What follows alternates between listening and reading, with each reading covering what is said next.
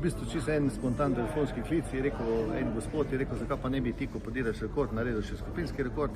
Jaz sem prvo mislil, to bo mogoče malo preveč, logistično in organizacijsko. Po parih dneh sem pa rekel, zakaj pa ne. Jaz imam rad izzive, jaz sem naredil tudi prvi računalniški program na svetu za učenje harmonike, že vrsto let in jaz imam vedno rad izzive in sem rekel, zakaj pa ne. In sem zelo vesel, da sem se odločil za da. Tudi danes je tale dokaz, tale novinarska konferenca. Imamo že 1669 prijavljenih in pogumno gremo naprej.